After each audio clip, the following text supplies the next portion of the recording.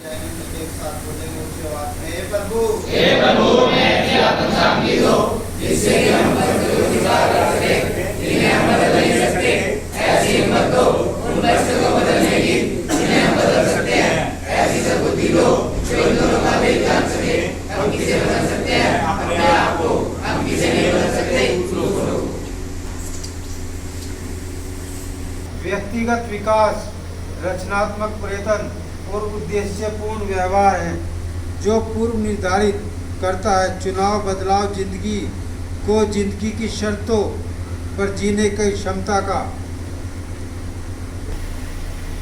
Addiction हमें अलग करता है लोगों, जगह और चीज़ों से जो हमारी दुनिया से बाहर है, जहाँ पर पाना, इस्तेमाल करना और ढूंढना तरीके और जरिए हैं। प्रक्रिया को चलाते रहने के लिए आक्रामक, खुन्नस भरा, आत्मकेंद्रित और जाना प्रयास के परिणाम है। सद्भाव ऐसा कार्य है जो अपना अलावा दूसरों को भी शामिल करता है। ऐसा तरीका है जो दूसरों को उनकी ज़िंदगी में उतना ही महत्वपूर्ण मानता है जितना कि हम स्वयं को अपनी ज़िंदगी में। यह कहना मुश्किल है कि सद्भाव में सहानुभूति मिलती है या सहानुभूति में सद्भाव।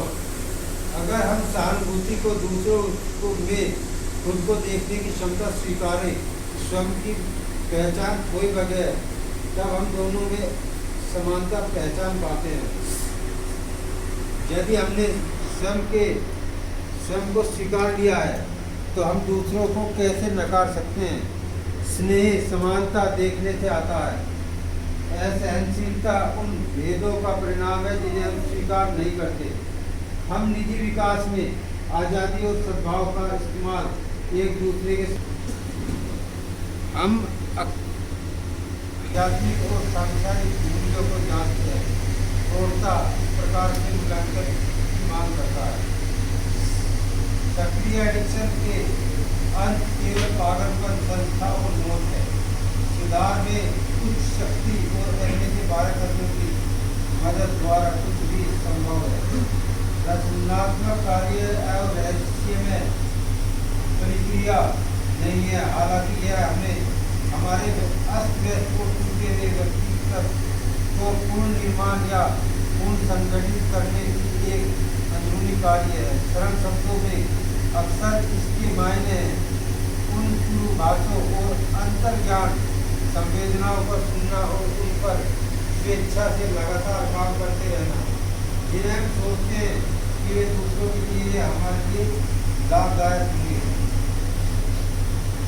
यहाँ पर कार्य के लिए मूल सिद्धांत प्रकट होते हैं, तब हम योग्य होते हैं।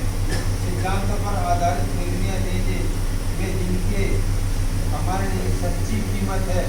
नार्कोटिक जानते हैं कि हम ना किसी से बढ़कर हैं और ना किसी से कम।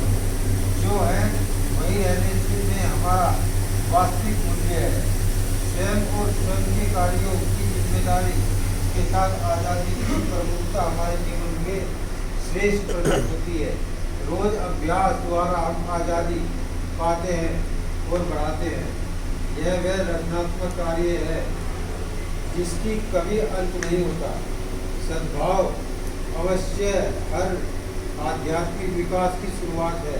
हमारे हर कार्य में यह स्नेह और प्यार लाता है, बगैर किसी निजी पुरस्कार की आशा के। जब हम हमारे संगठन की सेवा में यह तीन लक्ष्य आज़ादी, रचनात्मक कार्य और सद्भाव दिखाई देते हैं, तब ऐसे बदलाव आते हैं जिसके अंत की हम भविष्यवाणी नहीं कर सकते और ना ही उस पर नियंत्रण।